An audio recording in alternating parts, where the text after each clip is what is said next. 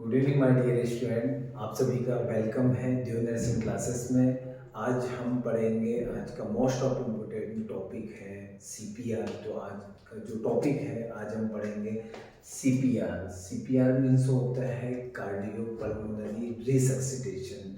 इसे हम दूसरे नाम से बात करें तो इसे हम क्या बोलते हैं, BLS बोलते हैं, basic life support. CPR means होता है आपका जो सी मीन्स होता है कार्डियक, पी मीन्स होता है पल्मोनरी, पल्मोनरी मीन्स होता है लंग्स, और आर मीन्स होता है फिर से उसे क्या करना, रिकवर करना मीन्स होता है कार्डियक पल्मोनरी रिसक्सिटेशन। तो हम कार्डियक मीन्स होता है हमारा हार्ट होता है, कार्डियक मीन्स क्या होगा, C means cardiac means heart होता है, पल्मोनरी मीन्स होता है लंग्स होता है, और जो रिसक्सिटेशन होता है रिकवर करना होता है। तो हम बात करें कार्डियोपल्मोनरी रिसक्सिटेशन की, तो ये हमारी बेसिक लाइफ सपोर्ट टेक्निक है जो हम क्या करते हैं, जो लाइफ थ्रेटनिंग होती है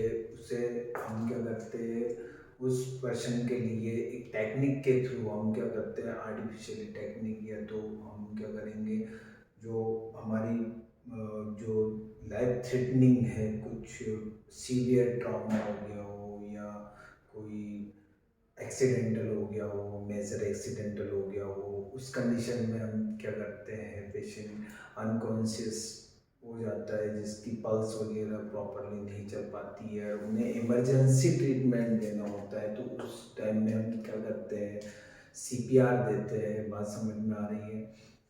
तो हम बात करें इसका क्या होता है, जो क्लिनिकल डेथ और स्टॉप द O2 जो होती है, जो क्लिनिकल डेथ होती है, तो इसमें क्या होती है, जो हमारी ऑक्सीजन होती है, जो रिस्पायरेशन होता है, वो क्या होता है 2 से 4 मिनट जो स्टाफ हो जाता है, उस कंडीशन में क्या होती है, क्लिनिकली डेथ हो जाती है।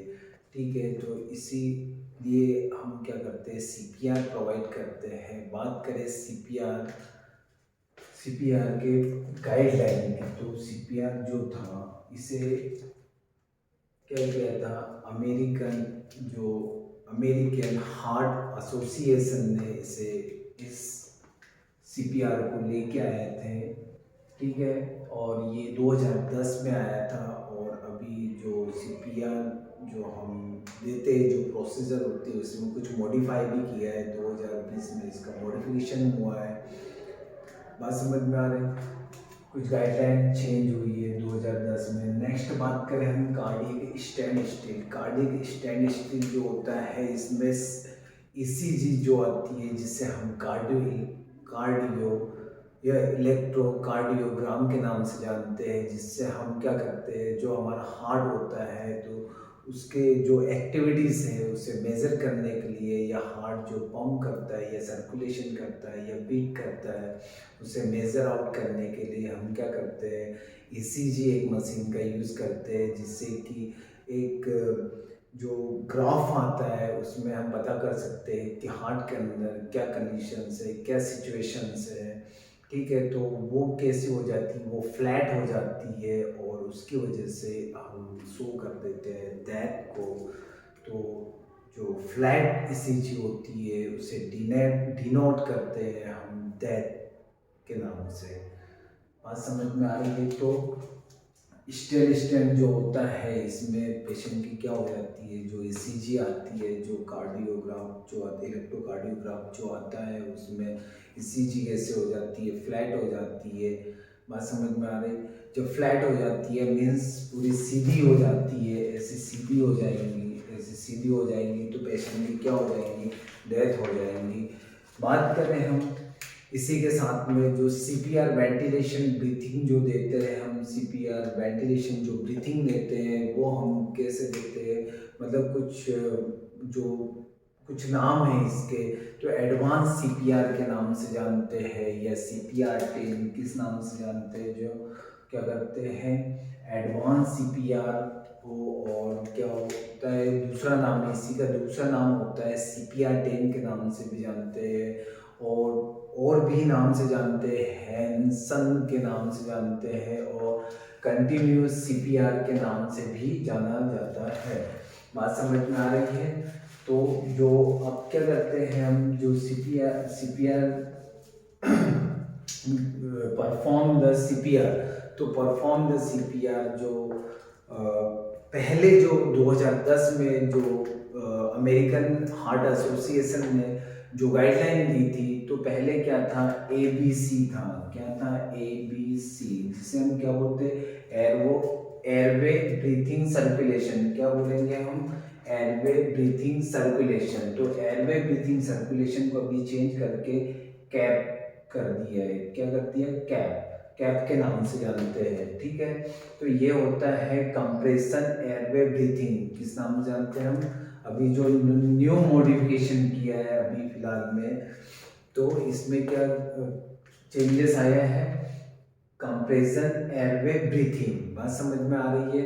तो हम क्या करते हैं, इसमें कुछ मेथड्स यूज करते हैं जिसमें क्या करेंगे, कंप्रेस करेंगे। कंप्रेस मीन्स होता है पुशिंग करना होता है। एयरवे मीन्स कुछ मेथड के हेल्प से हम क्या करेंगे, नोज के ओपनिंग करेंगे, या माउथ ओपनिंग करने में ओपनिंग करके हम क्या करेंगे, एयरवे प्रोवाइड कर सकते हैं। और breathing means mouth to mouth breath कर सकते हैं हम पेशेंट को। और एक और नाम होता है जिसे डी बोलते हैं, जिसका नाम होता है डिफिब्रिलेशन। क्या करते हैं? डिफिब्रिलेशन, जिसमें हम सॉफ्ट जो होते हैं, सॉफ्ट पैडल्स को यूज किया जाता है। क्या किया जाता है? सॉफ्ट पैडल्स को यूज किया जाता है। तो परफॉर्म द सीपीआर की बात करें तो इसमें पहले जो अमेरिकन एसोसिएशन ने क्या किया था, ABC किया था, ABC। तो इसे नाम चेंज करके CAB के नाम से अभी हम प्रोसीजर परफॉर्म करते हैं, जो क्या होती है, कंप्रेशन एयरवे ब्रीथिंग। और डी मीन्स होता है आपका डिफिब्रिलेटर, जिसमें हम सॉफ्ट पैडल्स का यूज करते हैं। तो ये प्रोसीजर्स परफॉर्म की जाती है। बात समझ में आ रही है? तो सबसे पहले हमने पढ़ा CPR guideline given by the, ठीक है। ये कब आया था? 2010 में आया था, जो 2010 से एक्टिव हुआ। और दूसरी चीज़ करें कार्डियक स्टैंड स्टिल, तो इसमें जो ECG होती है फ्लैट हो जाती है। जो फ्लैट होती है उसे डेथ घोषित कर देते हैं, पेशेंट की मृत्यु हो जाती है, ठीक है। फिर परफॉर्म द सीपीआर में क्या किया था हमने, कुछ परफॉर्म्स किया था, है ना। परफॉर्म द सीपीआर में हमने देखा था, कैप देखा था, जिसमें कंप्रेशन एयरवे ब्रीथिंग डीकम्प्रेशन। बात समझ में आ रही है? फिर इसके बाद में नेक्स्ट बात करेंगे चेक द रिस्पॉन्स। बात समझ में आ रही है? क्या करेंगे? Check the response. तो सबसे पहले हम क्या करते हैं, इसमें सेकेंड साउट करते हैं। क्या करते हैं? सेकेंड साउट किया जाता है। और जो दूसरी मेथड होती है उसमें हम काउस मेथड यूज करते हैं। इसमें क्या करते हैं हम, काउस मेथड का यूज किया जाता है, ठीक है। बात समझ में आ रही है? ये काउस क्या होती है, तो काउस की बात करें हम तो COWS, काउस।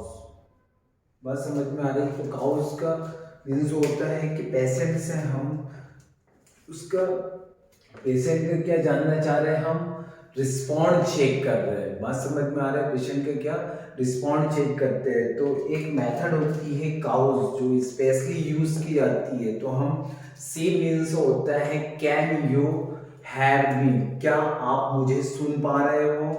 वो मीन्स होता है ओपन यूर आई, मतलब हमारी जो आई होती है, पहले तो आप बोलोगे क्या आप मुझे सुन पा रहे हो, मतलब आपको सुनाई आ रहा है क्या।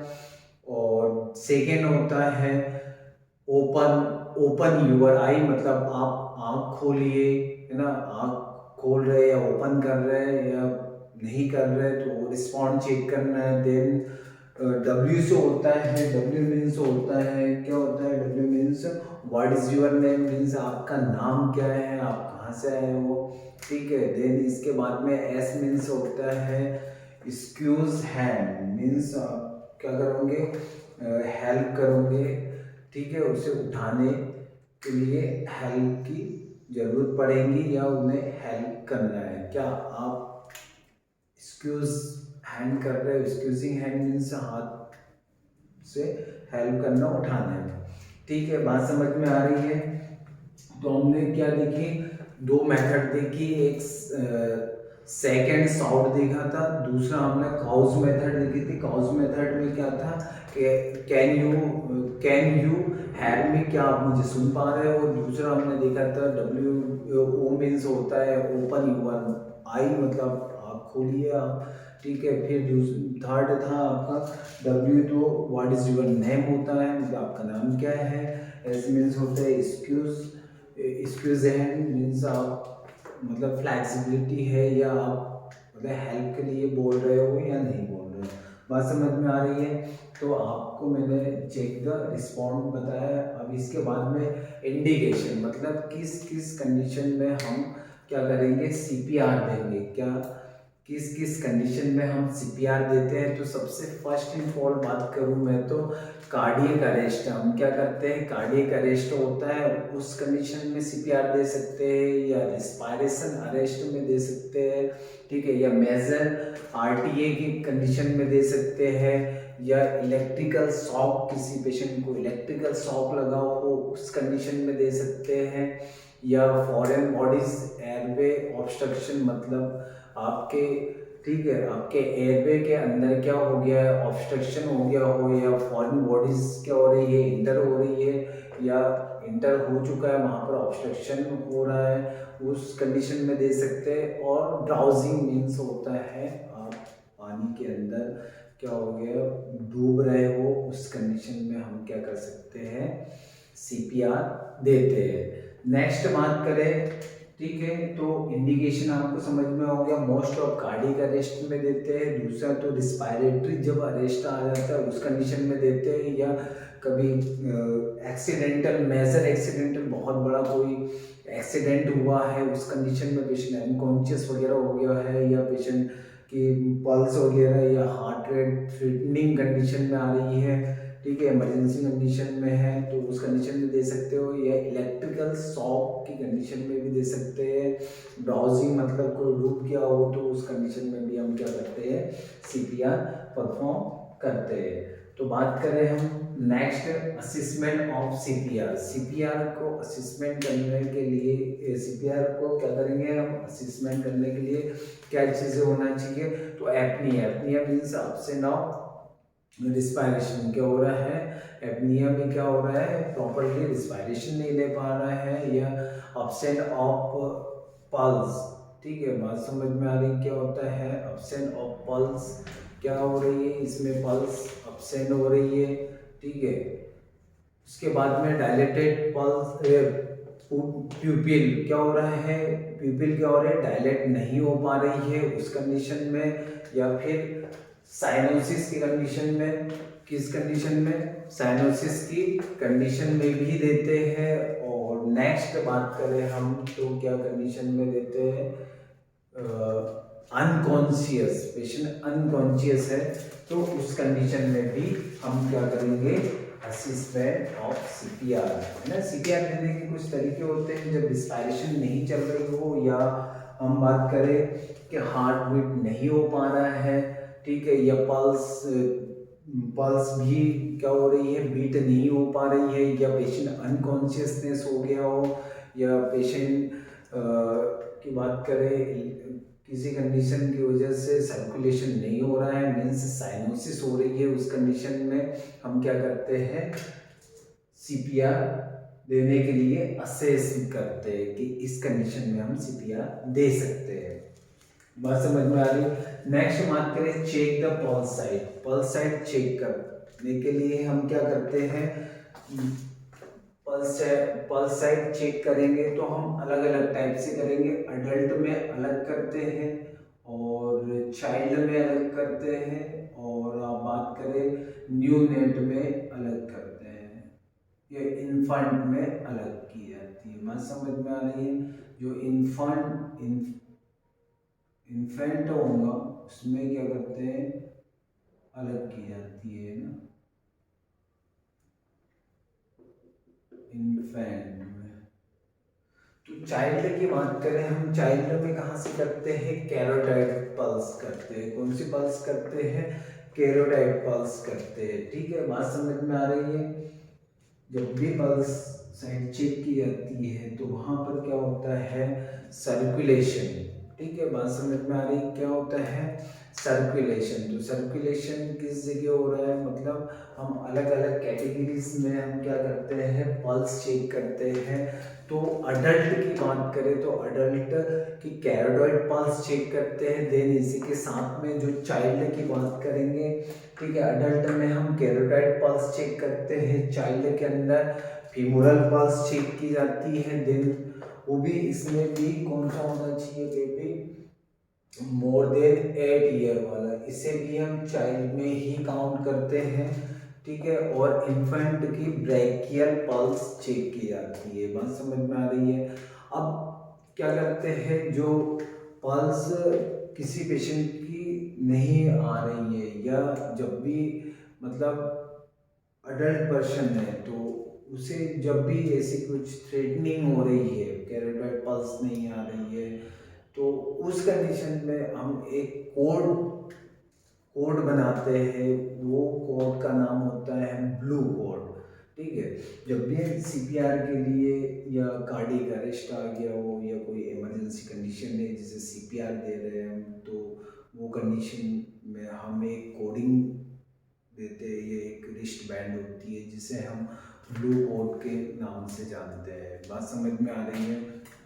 नेक्स्ट बात करें guideline for the CPR. CPR की गाइडलाइन की बात करें तो सीपीआर की गाइडलाइन के अकॉर्डिंग अडल्ट के अंदर क्या करते हैं हम, कोई पेशेंट अनकॉन्शियस है, क्या है, अन रिस्पॉन्सिव या रिस्पॉन्सिवनेस है, मीन्स होता है कि वो कोई किसी भी टाइप से रिस्पॉन्ड नहीं कर रहा है, तो हमें सबसे फास्ट पेशेंट की क्या देखना है, कैरोटाइड पल्स चेक करनी है। क्या करना है हमें सबसे फर्स्ट, जब भी अडल्ट पेशेंट की बात करें हम, अडल्ट की बात करें तो अडल्ट पेशेंट में क्या करते हैं, जब भी आपको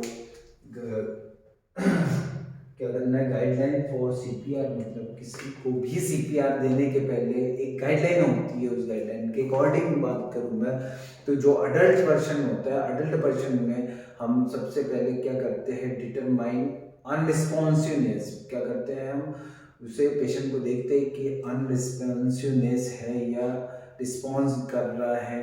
ठीक है, फिर उसके बाद में हम क्या करते हैं, चेक द कैरोटाइड पल्स। हम क्या करते हैं, चेक द कैरोटाइड पल्स। अब जो कैरोटाइड पल्स को हम चेक करते हैं 5 से 10 सेकेंड के लिए किया जाता है। कब किया जाता है, 5 से 10 सेकेंड के लिए। और call for EMS for help CPR, इसमें क्या किया जाता है, फिर उसके बाद में हम कॉल करेंगे, और जो इमरजेंसी मेडिकल सर्विसेज होती है, ये सर्विस जो देते हैं, उन्हें हेल्प के लिए कॉल करते हैं। उसके बाद हम सीपीआर परफॉर्म करते हैं। बात समझ में आ रही है। हम सीपीआर कब परफॉर्म करते हैं, सबसे पहले तो पेशेंट की कॉन्शियसनेस अनकॉन्शियसनेस चेक करते हैं, उसके बाद में हम पल्स चेक करेंगे।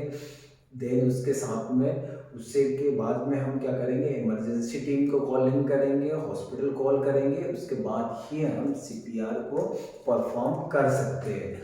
चाइल्ड के अंदर क्या करते हैं, चाइल्ड को भी हम क्या करते हैं, पहले चेक करते हैं रिस्पॉन्सिबल है या रिस्पॉन्सिबल है। उसके बाद में क्या करते हैं, उसकी पल्स अपसेंट आ रही है, मीन्स उसकी पल्स क्या हो रही है, अपसेंट आ रही है, तो सबसे फर्स्ट हम क्या कर देते हैं, उसे सीपीआर देना स्टार्ट कर देते हैं। इसमें पहले क्या करेंगे, हम चेक करेंगे और इमरजेंसी टीम को कॉल करेंगे।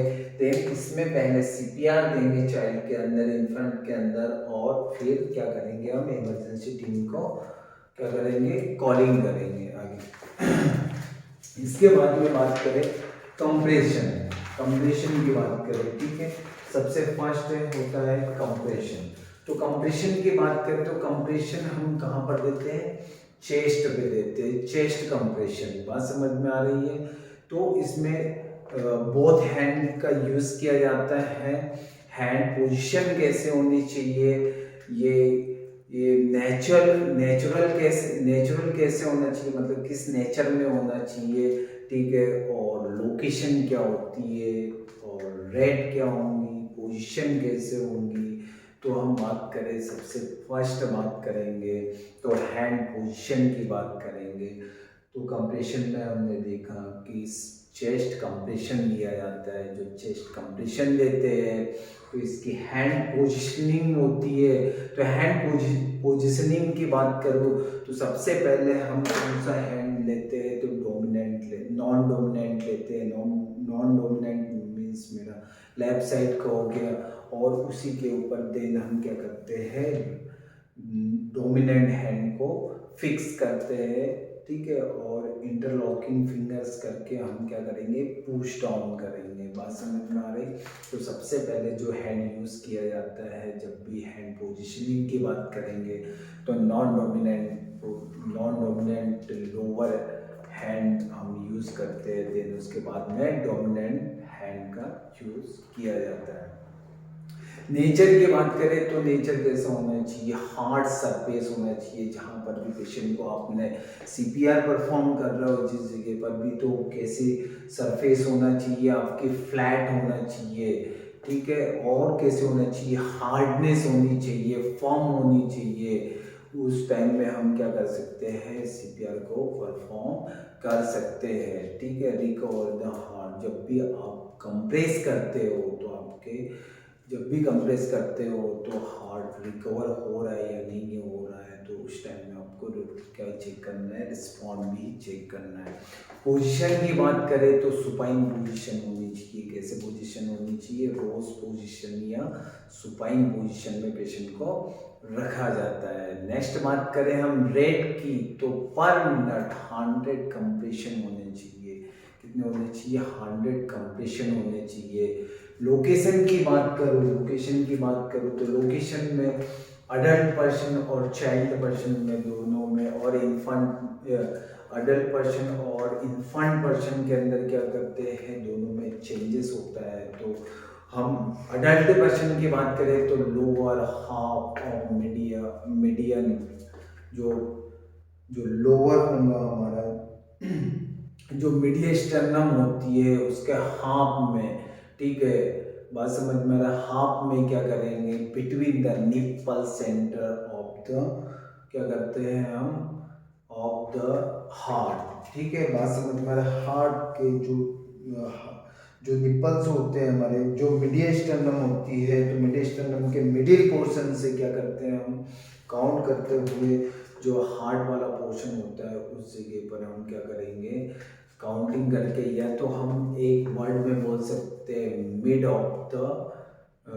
The on nipple line. बात समझ में आ रही। सेम एज इट इज हम चाइल्ड के अंदर भी सेम यही क्या करते हैं, लोकेशन यूज की जाती है। बट हम इन्फेंट की बात करें तो इन्फेंट में लोअर 1/3 ऑफ मीडिएस्टर्नम, जो आपकी मीडिएस्टर्नम होती है, ठीक है, उसके लोअर वाले 1/3 पार्ट से लेके हम क्या करेंगे, बिलो निप्पल लाइन, मतलब हम निप्पल लाइन के बिलो में हम क्या करेंगे, जो मीडिएस्टर्नम की 1/3 लाइन जो होती है, 1/3 जो पार्ट होता है लोअर वाला, ठीक है, वहाँ से लेके ऊपर तक हम काउंट करेंगे। और जो निप्पल लाइन होती है उसके डाउन में हम क्या करेंगे, एक इमेजिनरी लाइन बनाते हैं, और वहाँ से हम क्या करते हैं, सीपीआर देना स्टार्ट करते हैं। बात समझ में आ रही है। नेक्स्ट हम बात करें एयर ओपनिंग की, बात करें एयर ओपनिंग में हम कुछ मेथड से यूज़ की जाती है। तो हमने लोकेशन भी पढ़ ली है, कंप्रेशन भी पढ़ ली है। नेक्स्ट बात करें ओपन द एयरवे मेथड, तो ओपन द एयरवे मेथड में head, tail and chin lift, इसमें क्या करते हैं, हेड को टिल कर दिया जाता है और चिन को क्या कर देता है, लिफ्ट किया जाता है, मतलब ओपन कर दिया जाता है, जिससे कि आप क्या कर सकते हो, जिससे कि आप एयर को क्या करोगे, आसानी से एयर को ओपन कर सकते हो। एयरवे जो होता है हमारा, ठीक है, उसे ओपन करके आसानी से क्या कर सकते हो, उसके एयरवे की ओपनिंग कर सकते हो। देन ये मोस्ट कॉमन की बात करूँ तो ये क्या होता है, क्लिनिकल प्रैक्टिस में यूज़ किया जाता है, जिसे हम हेड टिल एंड क्या बोला जाता है, head till and chin lift जो मेथड होती है वो मोस्ट ऑफ क्लिनिकल में यूज़ करते हैं, जिसमें क्या होता है, अपर एयरवे को क्या करते हैं, हेड को टिल कर दिया जाता है और जो चिन वाला पोर्शन होता है उसे ओपन कर दिया जाता है, जिससे कि एयर की ओपनिंग हो सके, जिससे कि वो आसानी से क्या कर सके, एयर ले सके।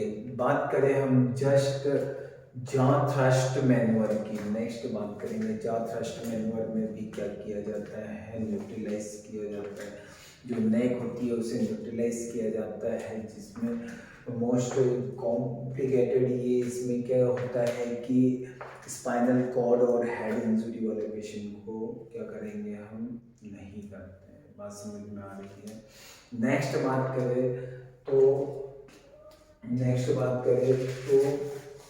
हमारा कंप्रेशन हो गया, ओपनिंग हो गया, देन इसके बाद में ब्रीथिंग की बात करें। और एक मेथड होती है जॉ थ्रस्ट मैनुअर हो गया है, एब्डोमिनल हेमरेज भी किया जाता है, पर मोस्ट ऑफ प्रेगनेंसी वुमेन के अंदर किया जाता है। बात समझ में आ रही है।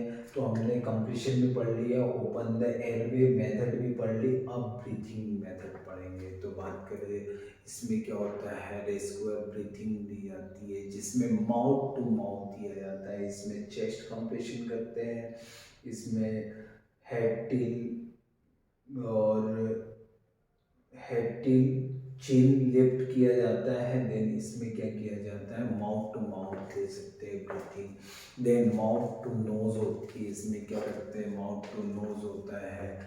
और एक और होता है कि माउथ टू स्टोमा, मीन्स क्या होता है कि यहाँ पर ट्रेकोस्टोम में ओपनिंग द ट्रेकिया की ओपनिंग कर दी जाती है, जिससे कि क्या करेंगे, पेशेंट को हम क्या करेंगे, ब्रीथिंग प्रोवाइड कर सके। तो इसमें क्या होता है, मेनली जो होता है कि विजिबल चेस्ट राइस अरे असेस है ना, इसमें क्या करेंगे, जब भी ब्रीथिंग शुड बी गिवन, जब भी आप ब्रीथिंग दे रहे हो किसी किसी इमरजेंसी कंडीशन में किसी पेशेंट को आप एयरवे शुड बी गिवन कर रहे हो, तो आपको विजिबल चेस्ट राइसेस असेस करना है, मतलब चेस्ट राइज हो रहा है या नहीं हो रहा है, 8 to 10 सेकेंड के लिए। और वन ब्रीथ जो देते हैं हम, तो यूज़ ऑफ एडवांस ब्रीथिंग में जो टेक्निक्स यूज़ की जाती है, ये जो टाइमिंग होती है 6 to 8 सेकेंड की होती है। वन ब्रीथ में कितने टाइम के लिए देते हैं, 6 to 8 सेकेंड के लिए। बात समझ में आ रही है। और जो बात करें हम 2020 में जो चेंजेस हुआ है, तो 2 से 3 सेकेंड के लिए देते हैं वन ब्रीथ। बात समझ में आ रही है। नेक्स्ट बात करें हम ब्रीथिंग के बाद में सीपीआर प्रोसीजर, क्या करेंगे, सीपीआर प्रोसीजर, ठीक है। तो सीपीआर प्रोसीजर में क्या करेंगे, सीपीआर प्रोसीजर में अलग अलग प्रोसीजर के थ्रू हम क्या करेंगे, हम पता कर सकते हैं या हम कैसे प्रोसीजर्स की जाती है। तो सबसे पहले initial assessment before CPR sequence, मतलब जब भी आप ये प्रोसीजर परफॉर्म कर रहे हो तो सीपीआर सीक्वेंस के अकॉर्डिंग होने चाहिए। फिर इसी के साथ रिस्पॉन्सिवनेस चेक करना है, मतलब आपको क्या करना है, रिस्पॉन्सिवनेस, मतलब जब भी आप सीपीआर परफॉर्म करने वाले हो या परफॉर्म करोगे, तो इसमें 3 चीज़ों का मेनली आपको ध्यान देना है कि मतलब सबसे पहले तो आप इनिशियली क्या करेंगे, असेस फॉर सीपीआर सीक्वेंस, मतलब सीपीआर सीक्वेंस देखना है आपको, क्या देना है, नहीं देना है, कैसे देना है, क्या हो रहा है, ठीक है। दूसरी चीज़ है कि आपको असेस करना है पेशेंट को कि रिस्पॉन्सिवनेस है या नहीं है। Look, listen and feel for breathing, मतलब आपको क्या करना है, पहले तो सुनना है कि क्या, या तो फील करना है कि ब्रीथिंग पैटर्न और पल्स स्टार्ट है या नहीं है। तो look, listen and feel for breathing. बात समझ में आ रही है? इसके कुछ साइन सिम्टम्स भी होते हैं, इसके कोई नहीं साइन सिम्टम्स भी होते हैं। या साइन की बात करें हम तो कितने 3 साइन होते हैं, कितने साइन होते हैं? 3 साइन होते हैं, सॉरी सिम्टम्स नहीं होते, 3 साइन होते हैं, जिसे C3 के नाम से जानते हैं। किस नाम से जानते हैं? C3 के नाम से जानते हैं। तो C3 मीन्स होता है कि चेकिंग, कफिंग और साइनोसिस, सॉरी चोकिंग, कफिंग और साइनोसिस। ये जो 3 साइन 3C होते हैं, इसमें क्या होता है? चोकिंग होता है, कफिंग होता है, देन इसके साथ में साइनोसिस होता है। इस कंडीशन में भी हम CPR क्या करते हैं? परफॉर्म करते हैं। इसके बाद में बात करें हम कॉम्प्लिकेशन की, तो क्या कॉम्प्लिकेशंस हो सकते हैं? रिब्स फ्रैक्चर हो सकती है। बात समझ में आ रही क्या होती है? कभी कभी हम CPR देने की कंडीशन में क्या होती है? आपके रिब्स फ्रैक्चर हो जाती है, या तो फिर क्या हो जाता है? स्टर्नल रैप्चर हो जाती है। आपकी स्टर्नम जो होती है ये भी रैप्चर होने के चांसेस होते हैं, और पैराडॉक्सिकल रिस्पायरेशन भी होने के चांसेस होते हैं। बात समझ में आ रही है कि क्या हो सकती है? आपके रिब्स फ्रैक्चर हो सकती है, पैराडॉक्सिकल रिस्पायरेशन हो सकता है, या आपके मीडियस्टर्नम भी फ्रैक्चर होने के चांसेस होते हैं। बात समझ में आ रही है? ठीक है। अब नेक्स्ट बात करें कंप्रेशन एंड वेंटिलेशन रेशियो। ठीक है, बात समझ में आ रही है?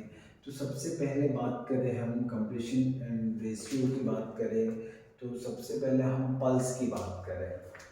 मीन्स ये तो कितना देना है, अडल्ट में कितना होता है, चाइल्ड में कितना होता है। तो सबसे पहले पल्स की बात करें, तो पल्स की बात करें तो पल्स कहाँ से असेसमेंट करते हैं? तो सबसे पहली बात तो 5 से 10 सेकंड के लिए हम क्या करते हैं?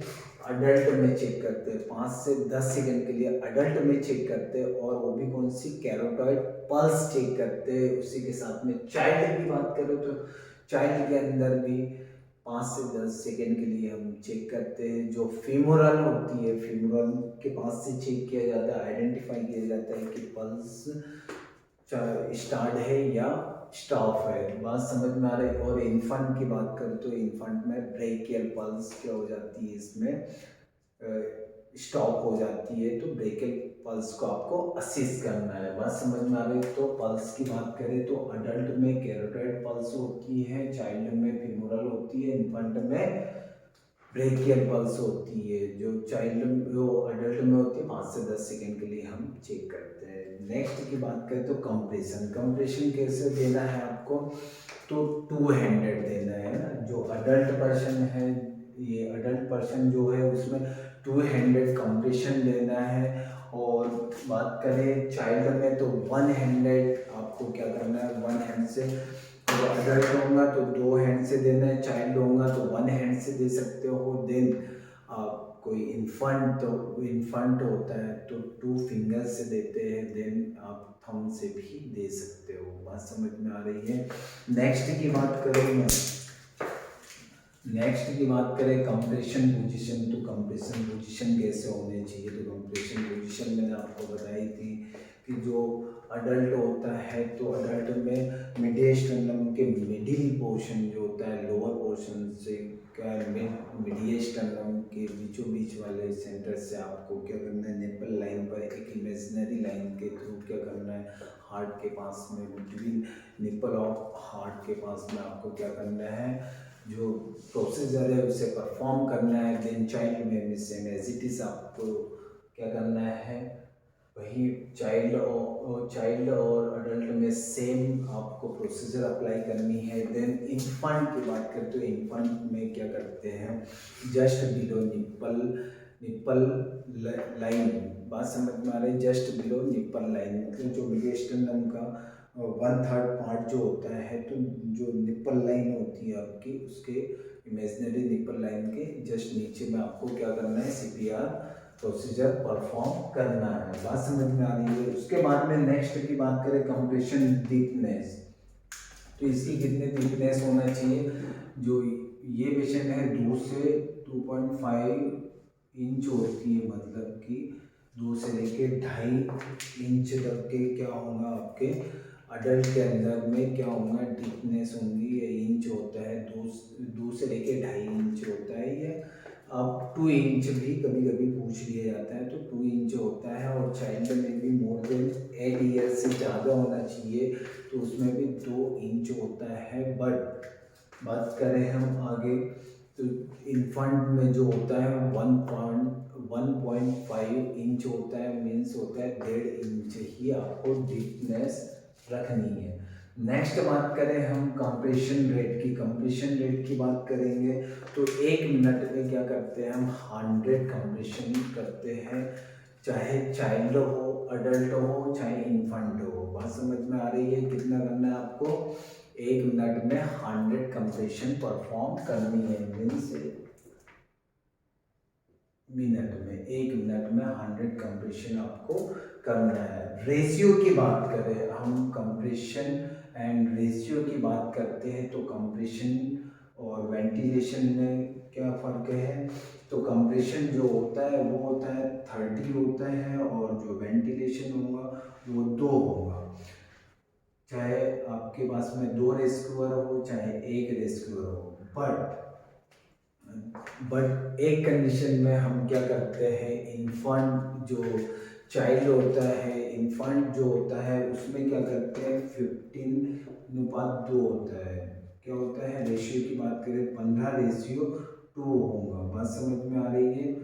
ये होता है इन्फेंट के अंदर, और ये होता है आपके अडल्ट के अंदर। बात समझ में आ रही है?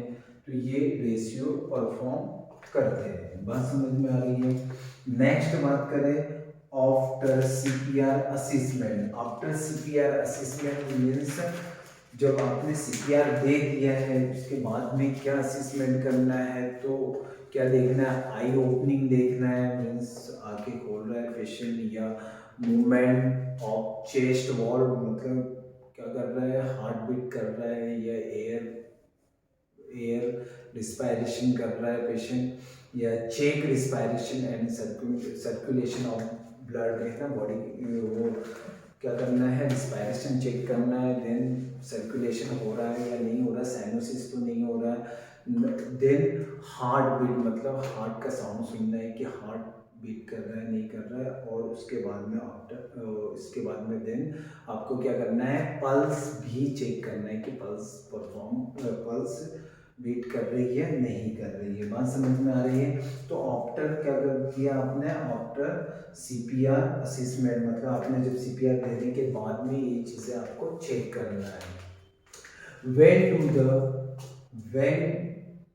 टू स्टॉप द सीपीआर, मतलब सीपीआर को हम कब स्टॉप कर सकते हैं, तो सीपीआर को हम स्टॉप कर सकते हैं जब पल्स एंड रिस्पायरेशन रिटर्न हो गया हो, मतलब फिर से पल्स आपकी स्टार्ट है, पल्स चल रही है, ठीक है, और रिस्पायरेशन पेशेंट खुद से कर रहा है, उस कंडीशन पे हम स्टॉप कर सकते हैं। देन मेडिकल हेल्प अराइजेस, क्या हो सकती है, जब मेडिकल टीम आ गई हो तो हम क्या करेंगे, सीपीआर को, जो कार्डियक वाले जो सीपीआर जो एक्सपर्ट होते हैं, बीएलएस वाले जो बेसिक लाइफ सपोर्टर्स जो होते हैं, जो हमारी मेडिकल में होते हैं, ठीक है, वो ट्रेंड होते हैं, वो आके हैंड ओवर हमें करना है, मतलब उसके बाद में हमें सीपीआर नहीं देना है। उसके बाद में एक लास्टली होता है कंफर्म डेथ कंफर्म्ड, मीन्स होता है कि ये मतलब किसी पेशेंट की डेथ हो गई है तो हमें सीपीआर को स्टॉप करना है, तो उस कंडीशन में भी हम क्या करते हैं, स्टॉप कर देते हैं। इसके बाद में लास्ट होता है आपका, हमने 3 यहाँ पर पढ़े थे, सी पढ़ लिया था जिसे हम क्या बोल रहे थे, कंप्रेशन, ये पढ़ा था ओपन द एयरवे, और फिर बी पढ़ा था ब्रीथिंग पढ़ा था, डी अभी पढ़ेंगे हम। बात करें डिफैब्रिलेटर की, डिफैब्रिलेटर की बात करेंगे। डिफैब्रिलेटर क्या करता है, हार्ट रेट की रिथम को क्या करता है, रिस्टोर करके करके पल्स पल्स पल्सलेसनेस करता है। बात समझ में आ रही, पल्सलेसनेस करता है, मीन्स कि जो हार्ट की रिथम होती है उसे फिर से स्टार्ट करने की कोशिश करता है, या रिस्टोर करने की कोशिश करता है। बात समझ में आ रही? तो इसमें दो पैडल्स होते हैं। इसमें क्या होते हैं, दो पैडल्स यूज किए जाते हैं। जो राइट पैडल होता है, एक लेफ्ट पैडल होता है। दो पैडल प्रेजेंट होते हैं, ठीक है। इन्हें जो प्लेस किया जाता है, तो राइट जो पैडल होता है उसे टू थर्ड ICS मतलब इंटरकोस्टल स्पेस के पास में जो राइट पेडल होता है उसे कहाँ पर सिचुएटेड या प्लेस किया जाता है, तो between the two third ICS के पास में इसे प्लेस कर दिया जाता है। देन लेफ्ट पेडल की बात करें तो प्लेस बिटवीन टू या थ्री फोर ICS, ठीक है। बात समझ में आ रही? जो लेफ्ट वाला होता है उसे कहाँ पर 3/4 ICS के पास में इसे क्या करते हैं, हम प्लेस कर देते हैं। इसकी जो पोजिशनिंग, इसकी जो प्रायोरिटी होती है, प्रायोरिटी इंटरवेंशन होती है, तो first don't touch patient bad. तो ये सबसे मेन प्रायोरिटी, सबसे मेन जो क्वेश्चन अभी तक नहीं आया था, ये मेन क्वेश्चन है कि आपकी प्रायोरिटी इंटरवेंशन क्या होनी चाहिए जब भी फी या डिफैब्रिलेटर आप पेशेंट को प्रोवाइड कर रहे हैं। तो सबसे मेन फर्स्ट प्रायोरिटी होती है इसकी, डोंट टच पेशेंट बैड। जब भी आप डिफैब्रिलेटर दे रहे हैं तो पेशेंट के बेड से आपको क्या करना है, टच नहीं होना है। बात समझ में आ रही है? तो ये क्या होता है, इसमें जो करंट जो सप्लाई करते हैं हम इन पैडल के अंदर क्या करते हैं, जो डिफैब्रिलेटर के जो पैडल्स होते हैं, टू पैडल्स होते हैं, उसमें जो हम करंट सप्लाई करते हैं वो होते हैं 120 से 200 जूल्स होता है। कितना होता है? जो मैक्सिमम होता है वो 120 से लेके 200 जूल्स होता है। जो क्या होता है, डायफाइजिक पैड यूज, इसमें क्या करते हैं, डायफाइजिक पैड यूज किया जाता है। और इसका जो प्रेशर होता है, जो पैडल का जो प्रेशर होता है डिफाइब्रिलेशन में, जो पैडल का जो प्रेशर होता है वो 25 LBS होता है। कितना होता है? 25 LBS होता है। बात समझ में आ रही? ठीक है। आज का टॉपिक आपको आई होप यू समझ में आया होगा, और मैं आशा करता हूँ कि आपको समझ में आया। देव नर्सिंग क्लासेस में आपका स्वागत है। देन इसके बाद में हमने CPR कम्प्लीटली मैंने आपको समझा दिया है। कोई डाउट हो या कोई ऐसी परेशानी हो तो मैं कोशिश करूँगा कि और एक बार फिर से रिपीट करवा के। Thank you so much. आपको क्वालिटी कंटेंट